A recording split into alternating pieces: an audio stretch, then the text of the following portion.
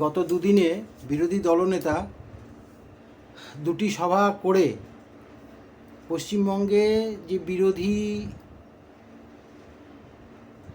দল বিজেপি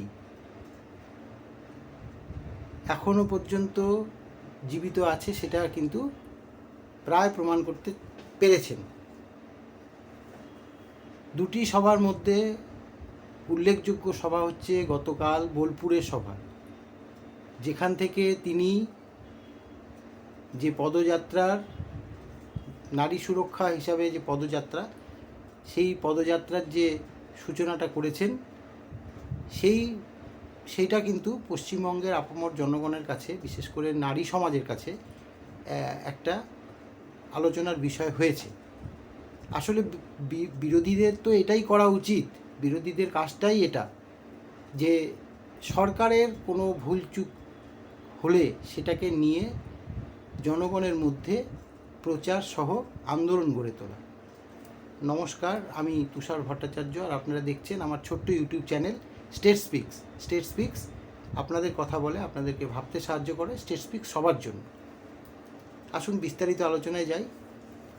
গত কয়েকটা এপিসোড আগে আমি বলেছিলাম যে অমিত শাহজি যখন নেতাজি ইন্ডোর স্টেডিয়ামের সাজঘরে মানে ব্যাকস্টেজে সভার পরে দলীয় নেতাদের, বিশেষ করে শুভেন্দুবাবু এবং সুকান্তবাবু সাথে সাথে আরও পদাধিকারীদের সঙ্গে যে গোপন বৈঠকটি করেছিলেন, তাতে কিন্তু একেবারে অল আউট খেলার কথা বলে গেছেন শুভেন্দুবাবুকে, যেটা থেকে কিন্তু তিনি অক্সিজেন পেয়ে গেছেন, সাথে সাথে বিজেপিও অক্সিজেন পেয়ে গেছে। এবং এর ফলস্বরূপ সন্দেশখালি এবং বোলপুরে দুটি সভা করলেন শুভেন্দুবাবু, এবং সেই দুটি সভা থেকে কিন্তু তিনি কিন্তু মোটামুটি বিজেপিকে অনেকটাই সাহস জোগাতে পেরেছেন, রাস্তায় নামানোর চেষ্টা করেছেন। আগামী দিনে হয়তো এই প্রচার যদি আরও রাজ্য জুড়ে তিনি করতে পারেন, বিশেষ করে নারী সুরক্ষার যে পদযাত্রা, সেই পদযাত্রায় যদি গোটা মানে প্রতিটা জেলা থেকে যদি এইটা সংগঠিত করা যায়, আমার মনে হয় বিরোধীদের আন্দোলনটা কিন্তু আরও তীব্র আকার ধারণ করবেন। আমি এই গতকালের যে বোলপুরের সভা, অনুব্রতর গড়ে যে সভাটি তিনি করলেন, সেই সভাতে আমি 10-এর মধ্যে 8 দেব।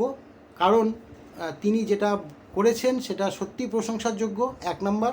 2 নম্বর হচ্ছে আমি তাকে 10-এ 10ই দিতাম যদি এই সভাটি তিনি বেশ কিছুদিন আগে করতেন। কারণ যেখানে একজন পুলিশ কর্মী, পুলিশ পদাধিকারী, কর্তা, তার মা এবং স্ত্রীকে নিয়ে যেভাবে অশ্লীল কুৎসিত মন্তব্য করা হয়েছে, সেটার প্রতিবাদ আরও আগে করলে মনে হয় ভালো হতো। এবং এই আগে করাটা সংগঠিত করতে পারলে সারা রাজ্য জুড়ে আমার মনে হয় বিজেপির পজিশনটা এখন যেটা আছে তার থেকেও ভালো জায়গায় থাকতো।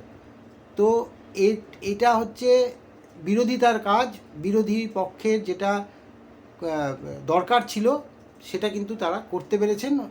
সন্দেশখালি সভাতেও কিন্তু তিনি গর্জে উঠেছিলেন, যদিও সেখানে দুটো কোশ্চেন এসছে রেখা পাত্রকে নিয়ে, তিনি সভাতে উপস্থিত ছিলেন না, যার ফলে প্রথম কথা উপস্থিত ছিলেন না 1 নম্বর। 2 নম্বর সেই জন্য কোশ্চেন উঠে গেছে যে তিনি কি টিএমসিতে যোগ দেবেন। না, তিনি প্রকাশ্যেই বলেছেন যে না, তিনি টিএমসিতে যোগ দেবেন না, তার টিএমসিতে যোগ দেওয়া আর বিষ খাওয়া সমান। তিনি বর্তমানে অসুস্থজনিত কারণে হাসপাতালে ভর্তি আছেন। বিজেপির একটি প্রতিনিধি দল শঙ্কুদেব পণ্ডার নেতৃত্বে ওনাকে দেখতে গেছেন, দেখভাল করছেন। যতটুকু খবর পাওয়া গেছে, যতটুকু খবর আমার কাছে আছে, সেটাই আমি আপনাদেরকে জানালাম। তো উনি এই মুহূর্তে কোনো প্রশ্নই ওঠে না, সেটা বলে দিয়েছেন যে টিএমসিতে যোগ দেওয়া আর বিষ খাওয়া সমান কথা। তো যাই হোক, সন্দেশখালিতেও কিন্তু অনেক কিছু হয়েছে, অনেক বক্তব্য রেখেছেন বিরোধী দলনেতা শুভেন্দু অধিকারী মহাশয়। শুভেন্দু অধিকারী মহাশয়ের যে আন্দোলন, এই আন্দোলনটা কিন্তু বহুদিন ধরেই চলছিল। মানে তিনি সব ব্যাপারেই তিনি সংগঠন দেখেন না। তিনি বারবারই বলেছেন আমি সংগঠন দেখি না, কিন্তু সংগঠন তো বিজেপির অনেকটাই তলানিতে। এই সংগঠন দেখার জন্য শুধু আন্দোলন করলেই সংগঠন স্ট্রং হয়ে যাবে, বা ওই যে বুথ সশক্তিকরণ চলছে, তো বুথ সশক্তিকরণটা কিভাবে সম্ভব, বা সেখানে কতজন বুথ প্রেসিডেন্ট বা বুথের যারা মণ্ডলের যারা আছেন তারা কতটা অ্যাগ্রেসিভ ভূমিকা নেবেন, সেটাও কিন্তু সন্দেহ বিষয়। অনেকের মধ্যেই কানাঘুষো শোনা যায় যে বিজেপি নিজেরাই চাইছে না যে আসতে, মানে রাজ্যে সরকার গঠন করতে চাইছে না, কিন্তু আমার মনে হয় সেটা নয়। এই সেটিং ফেটিংয়ের যে তত্ত্বফত্ত্ব গল্প শোনা যায়, দেখুন রাজনীতিতে এসব চলতেই থাকে, এর মধ্যেই মানুষকে টিকে থাকতে হয়। আমি এর আগের দিনও বলেছিলাম যে আমরা অনেকটাই মেনে নিয়েছি যে নেতা নেত্রী মন্ত্রীরা অন্যায় করবে, সেটাকে আমাদের মেনে নিয়ে চলতে হবে, আমরা তাই চলি। কারণ তা না হলে যারা অন্যায় করছে, যারা ঘুষ খাচ্ছে, টাকা নিচ্ছে দেখা যাচ্ছে, তারপরেও তারা কি করে যেতে। সুতরাং মানুষের মধ্যে ওটা একটা হয়ে গেছে। মানুষ কি চায়, মানুষ কি পাচ্ছে এটা দেখতে চায়। দেখুন করে 1000 টাকা করে তো লক্ষ্মীর ভাণ্ডার হিসাবে তো প্রায় প্রচুর 2-3 কোটি লোকের ঘরে তো ঢোকেই, তো এটা একটা বড় ফ্যাক্টর। আর আমি আগে করেই বলে এসেছিলাম যে বিজেপির ওই শুভেন্দুবাবুর ডাইরেক্টলি মুসলিম বিরোধিতা, এটাও বিজেপির পক্ষে ভালো না। যাই হোক, সেটা বড় কথা নয়। বড় কথা যেটা, যে এখন কিন্তু শুভেন্দুবাবু বিজেপিকে চাঙ্গা করার জন্য পথে নেমেছেন, এবং সেটা অমিত শাহজি স্বরাষ্ট্রমন্ত্রী ফিরে যাওয়ার পরেই সেটা দেখা যাবে আগামী দিনে আর কি কি হয়। তবে আমার ধারণা রাজ্য জুড়ে যদি এই আন্দোলনটাকে, এই নারী শক্তিকে মানে করার যে আন্দোলনটা, এই আন্দোলনটাকে আরও জোরদার করতে পারলে হয়তো নারী শক্তিরা হয়তো বিজেপির প্রতি একটু হলেও তাকাবেন। আমার মনে হয় এটা আমার সম্পূর্ণ ব্যক্তিগত মতামত, এটার মধ্যে কোনো পার্টি বা কোনো দেখবেন না। আমি এই টোটাল ম্যাটারটাকে পশ্চিমবাংলার যে বর্তমান রাজনৈতিক পরিস্থিতির নিরিখে যে বিচার বিবেচনা হচ্ছে তাতে এটা চলছে। কারণ দেখুন, কামদুনি থেকে আরজি কর শিক্ষকদের এই অবস্থা, মানে যোগ্য অযোগ্য এইসব নিয়ে কিন্তু বিজেপি সেভাবে আমরা কখনো কিছু দেখতে পাইনি, সেইভাবে দেখতেই পাইনি। আমি এটা অনেকবারই বলেছি, আগেও বলেছি, যে কে যেতে বলল সভাতে, কে গো ব্যাক বলল, সেটা না দেখে নিজেদের মতো করে কিন্তু আন্দোলনটা করে যাওয়া উচিত ছিল, যাতে মানুষের মনের মধ্যে ঢুকে যাওয়া যায়। তো যাই হোক, দেরিতে হলেও মানে যদি শুভবুদ্ধি সম্পন্ন হয়, উদয় হয়, তাহলে ঠিক ভালো, বিজেপির পক্ষে সেটা ভালো হবে। আর এদিকে গতকাল আর একটি ঘটনা ঘটেছে, সেটা হচ্ছে যে এই যে 20,000-25,000 টাকা দেওয়ার একটা ব্যাপার ছিল, যারা ওই গ্রুপ সি ডি যারা মানে সুপ্রিম কোর্ট দ্বারা বিতাড়িত হয়ে গেছেন, মানে সুপ্রিম কোর্ট তাদেরকে আর চাকরিতে বহাল করতে মানা করে দিয়েছেন, তারা চাকরি হারা হয়েছেন, তাদেরকে রাজ্য সরকার মাননীয় মুখ্যমন্ত্রী সমব্যথী হয়ে সমবেদনা জানিয়ে 20,000-25,000 টাকার একটা মানে বেনিফিট, এটা একটা ভাতা হিসাবে দেওয়ার কথা ঘোষণা করেছিলেন, যেটা কালকে মাননীয়া জাস্টিস অমৃতা সিনহার এজলাসে সেটা কিন্তু অনেকটাই মানে প্রায় বাধাপ্রাপ্ত হয়েছে। কারণ উনি বলেছেন যে এই টাকা মানে ওনাদের যে মানে সরকার পক্ষের যে উকিল ছিলেন তাকে তো নাস্তানাবুদ করে ছেড়েছেন, যা খবরে প্রকাশ। তো সেইখানে দাঁড়িয়ে কিন্তু এই যে প্রশ্নগুলি করেছেন যে তাদেরকে ভাতা দেবে কেন, আর সেই টাকা ভাতা দিলেও সরকারের তাতে কি লাভ হবে, প্রশ্নটা কিন্তু খুব সঠিক, যে সরকার তো ভাতা দেবে, কিন্তু তাতে সরকারের কি লাভ হবে। এতে পরবর্তীকালে সরকারেরই বরঞ্চ ক্ষতির সম্মুখীন হতে হবে, রাজ্যের ডেভেলপমেন্টের ক্ষতি হবে, এই ধরনের নানা রকম বক্তব্য তিনি করেছেন। তো যাই হোক, এই নিয়ে তৃণমূলের মুখপাত্র কুণালবাবুও অনেক মন্তব্য করেছেন যে রাম বামরা চায় না যে মাননীয় মমতা ব্যানার্জি সমব্যথী হয়ে এদের পাশে থাকুক, পাশে দাঁড়াক, সেই জন্য এরা প্রতিটা পদে পদে বাধা দিচ্ছেন এবং এদেরকে করতে দিচ্ছেন না, মানে এই যে ভাতা সিস্টেমের এটা চালু করতে দিচ্ছেন না, বা 26,000 যে শিক্ষক চাকরি হারা হয়েছেন তাদের ক্ষেত্রেও যে পরবর্তীকালে রিভিউ পিটিশন জারি করা হয়েছে এবং পরীক্ষা নেওয়ার ব্যাপারটা যেটা সুপ্রিম কোর্ট বলেছিলেন তার পদক্ষেপ নেওয়া হয়েছে, এসব নিয়েও তিনি অনেক কথা বলেছেন। যাই হোক, এটা আপনাদের বিচার্য বিষয়, আপনারা দেখবেন যে তিনি বা তাদের দলের মুখপাত্র বা তাদের দল সঠিক কথা বলছেন না রামবামরাই সেটাকে বাধা দিচ্ছে, নাকি রামবামরাই ঠিক এরাই বেঠিক কথা বলছেন, এটা আপনাদের বিচার্য বিষয়। তবে আমি একটা জিনিস বুঝলাম যে মাননীয়া জাস্টিস অমৃতা সিনহা তিনি যেটা কোশ্চেন করেছেন, এটা কিন্তু খুব একটা মানে ন্যায্য কোশ্চেন, যে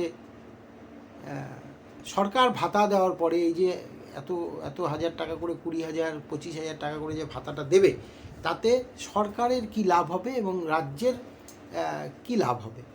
আসলে প্রশ্নটা এই জায়গাটাতেই আটকে যাচ্ছে যে সরকারের তো কোনো লাভ হবে না, কারণ তাদের তো বাড়িতে বসে বসে ভাতা দেওয়া হবে, এটাই তো ডিসাইড হয়েছে।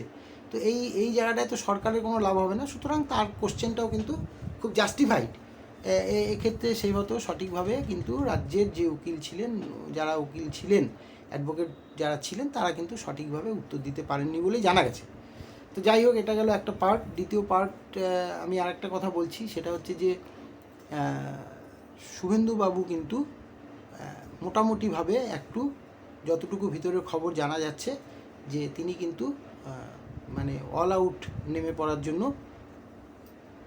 ছাড় পেয়ে গেছেন। আর সংগঠনটা দেখার জন্য বর্তমানে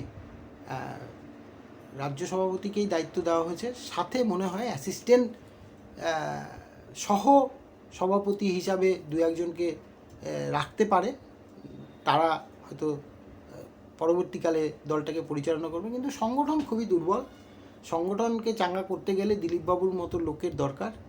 দিলীপ ঘোষ, তিনি কিন্তু সংগঠনের একদম মাটি কামড়ে পড়ে থাকা লোক। আমি মনে করি এটা বিজেপির ভালোই হবে। বিজেপি যদি দিলীপবাবুকে সাইড লাইনে না বসিয়ে যদি ফ্রন্ট লাইনে নিয়ে আসে, তাহলে কিন্তু বিজেপির মনে হয় ভালো হবে। যাই হোক, আমি বিজেপির হয়ে বা বিজেপির এগেনস্টে বা টিএমসির হয়ে বা টিএমসির এগেনস্টে কোনো কথা বলছি না। রাজ্যের যাতে ভালো হয়, রাজ্যের জনগণের যাতে ভালো হয়, আমার যাতে ভালো হয়, আপনাদের যাতে ভালো হয়, সেই জন্য অ্যাজ এ নাগরিক আমি এই খবরগুলি করি, যে আপনাদের জানানোর জন্য, আপনারা জানুন এবং আপনারা সহমত কিনা সেটা লাইক, শেয়ার, কমেন্টস করে আমাকে জানাবেন।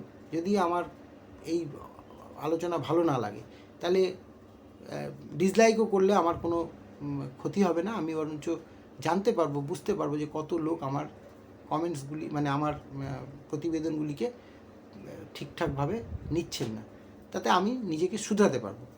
তো ভারতীয় জনতা পার্টি বা বিজেপি আগামী দিনে শুভেন্দুবাবুর নেতৃত্বে, আর শুভেন্দুবাবুই ক্যাপ্টেন হতে যাচ্ছেন যা মনে হচ্ছে, শুভেন্দুবাবুর নেতৃত্বে কিন্তু মানে ঝাঁপিয়ে পড়ার একটা চেষ্টা করছে। এবার দলের মধ্যে যে গোষ্ঠীদ্বন্দ্ব আছে সেটা তো কেউ অস্বীকার করবে না, সবাই জানে কী ধরনের গোষ্ঠীদ্বন্দ্ব আছে। 3-4টে গ্রুপ কাজ করে, এদেরকে কতটা মানিয়ে গুছিয়ে নিয়ে তিনি চলতে পারবেন, সেটাও একটা কিন্তু জনসাধারণের মনের মধ্যে প্রশ্ন। ভারতীয় জনতা পার্টি এখনও কিন্তু 50%-এর উপরে মানুষের পশ্চিমবাংলার মনের মধ্যে আছে, কিন্তু সেইটা কিন্তু তাদের যে কার্যকলাপ, সেই কার্যকলাপের ফলে তার প্রতিফলন কিন্তু ভোট বাক্সে ঘটে না। এটা তাদেরকে মাথায় রাখতে হবে। যারা ওই 294টা আসনে মাননীয় মুখ্যমন্ত্রী বলেন যে আমি দাঁড়িয়েছি, আমাকেই ভোটটা দেবেন, তো এরকম নেত্রী মানে ওদের ওই টিএমসির তো সবই ল্যাম্পপোস্ট, সবই পোস্ট, একটাই ল্যাম্পপোস্ট নাকি এরকম কি একটা বলেন না, যে মুখ্যমন্ত্রী যেটা বলবেন সেটাই, অথচ যখন কোনো ঘটনা ঘটে তখন মুখ্যমন্ত্রী কিছুই জানেন না বলে পাশ কাটিয়ে যান। তো এই আর কি, মানে আমাদেরও তো ভালো লাগে না এসব জিনিস, আর আমরা তো একেবারে গরু গাধা নই যে যে কথাগুলি আমরা শুনতে পাই বা জানতে পাই সেই কথাগুলি আমরা বিচার করি না, বা বিচার না করেই সবার কথাগুলি বিশ্বাস করি। আসলে বাঙালি একটু দ্রুত মানে ভুলে যায়। এই যে কামদুনি থেকে শুরু করে সন্দেশখালি, আরজিকর, এখন বর্তমানে শিক্ষক, এইসব আমরা কিন্তু কামদুনি ভুলে গেছি। আরজি করও ভোলার পাতায় এখন দেখবেন নিউজ পেপার খুললে ওই হঠাৎ ওই লাস্টের দিকে মাঝখানের কোনো একটা পাতার কোনো একটা কোণায় আরজি কর নিয়ে লেখা থাকে। কিন্তু সব থেকে তো বড়, মানে ভারতবর্ষের স্বাধীনোত্তর কালে সব থেকে বড় আন্দোলন কিন্তু এই পশ্চিমবাংলায় আরজি কর কাণ্ড সংগঠিত হয়েছিল, আরজি কর কাণ্ডের পরে সংগঠিত হয়েছিল। কতজন মনে রেখেছেন? অনেকেই ভুলে গেছেন, কিন্তু নেমেছিলেন তো। আজকে যারা এই যে শিক্ষক আন্দোলন নিজেদের মতো করে করছেন, কিন্তু নিজেদের মতো করে আন্দোলন করে কতটা সফলতা পাওয়া যায় সেটা আমার জানা নেই। কোনো একটা রাজনৈতিক বেস যদি না থাকে সেইখানটা কিন্তু সফলতার হারটা অনেকাংশেই কম হয়ে যায়। তো এই জায়গাগুলি আমি জানি না। ওনারা রাতের পর রাত যাচ্ছেন, নানা রকম জায়গায়, দিল্লিতেও গেছেন, নানা রকম জায়গায় ধর্না মিছিল মিটিং করছেন, কিন্তু তাতে আখেরে কতটা মানে ফয়দা হবে সেটা আমার জানা নেই। তবে শুভেন্দুবাবুর উচিত, যদি তাদের পিছনে দাঁড়িয়ে একটা জোরালো আন্দোলন তৈরি করতে পারেন, বা টিএমসিরই উচিত যে সঠিকভাবে তাদেরকে রাস্তায় নিয়ে এসে এই রাস্তা দেখানো, 26,000 মধ্যে যোগ্য অযোগ্য নির্ধারণ করে সঠিকভাবে রাস্তাটা দেখানো। আজকে যে এই যে পরীক্ষা নেওয়ার ইয়েতে হচ্ছে, তাতে কিন্তু প্রচুর যোগ্য শিক্ষক কিন্তু বঞ্চিত হবেন, এটা তারা নিজেরাই বলছেন। পড়াশোনা নেই, অনেক দিন হয়ে গেল, দীর্ঘদিন তারা চাকরি করেছেন, এখন তারা আবার ঘর সংসার করতেন, তাদেরকে পরীক্ষায় বসতে হলে যা সমস্যা হয় আর কি, সেই সমস্যাগুলি হবে। তো irrespective of all political parties এদেরকে নিয়ে বসে ভাবা উচিত। প্রধানমন্ত্রী যেমন অপারেশন সিন্দুর নিয়ে কোনো সর্বদলীয় বৈঠকে বসলেন না, তেমনি আমাদের রাজ্যের মুখ্যমন্ত্রীও না আরজি কর, না শিক্ষকদের চাকরি চলে যাওয়া এই 26,000 শিক্ষক নিয়েও কিন্তু কোনো সর্বদলীয় বৈঠক করে কোনো সর্বসম্মত ডিসিশনে এলেন না। সুতরাং আমরা সাধারণ পাবলিক, আমরা সাধারণ মানুষ, আমাদের কিন্তু এই গুঁতো খেতে খেতেই জীবনটা চলে যাবে। আমাদের আর সঠিকভাবে সরকার পরিচালনা দেখা মনে হয় কপালে জুটবে না। তো যাই হোক, আজকের প্রতিবেদনটা আমি এই পর্যন্তই রাখছি, শেষ করছি। শুভেন্দুবাবুকে ক্যাপ্টেন করে যদি বিজেপি আগামী দিনে ভালো মতো করে আন্দোলন তৈরি করতে পারে, নারী সুরক্ষা আন্দোলন পদযাত্রা যেটা উনি করেছেন বোলপুরে গতকাল অনুব্রত মণ্ডলের গড়ে, তিনি বলেছেন যে অনুব্রত যখন গুঁতো দিত, কাজল শেখ গিয়ে তার নাকি পায়ে ধরত। তো এই যে ওপেন করে বলে দিয়ে আসা, এটা তো একদম হাড়ি ভেঙে দেওয়ার মতো অবস্থা। তো যাই হোক, এটা তাদের ব্যাপার, তার বক্তব্য তিনি বলেছেন, আমরা শুনেছি, আমি আপনাদেরকে বললাম, যারা শোনেননি তারা আবার শুনে নিলেন। সোশ্যাল মিডিয়া জুড়ে এইসব চলছে। আগামী দিনে হয়তো আরও অনেক কিছু আমরা কীর্তি, কুকীর্তি, সুকীর্তি সবই জানতে পারবো বিভিন্ন নেতা নেত্রী। তবে শুভেন্দুবাবুর মধ্যে যে জিনিসটা আছে, তিনি কিন্তু একদম স্কুল লেভেল থেকে রাজনীতি করেন, এবং ওই ঝান্ডা লাগানো, চেয়ার টেবিল সরানো, পাতা সব কিছু থেকেই কিন্তু ধীরে ধীরে তিনি উঠে এসেছেন। সুতরাং তার মধ্যে সাংগঠনিক ক্ষমতা অনেক বেশি। এটাকে বুঝতে হবে, যে দল বিরোধী সেই দলকে বুঝতে হবে, বিরোধী দলকে বুঝে তাকে যোগ্য সম্মান দিয়ে যদি সঠিকভাবে অল আউট খেলার সুযোগ করে দেয়, তাহলে আগামী দিনে হয়তো রাজ্যে পরিবর্তন হলেও হতে পারে। সবাই ভালো থাকবেন, সুস্থ থাকবেন। প্রতিবেদন ভালো লাগলে লাইক, শেয়ার, কমেন্টস করবেন, না লাগলে ডিসলাইক করবেন। চ্যানেলটি সাবস্ক্রাইব করবেন, আমার পাশে থাকবেন। নমস্কার।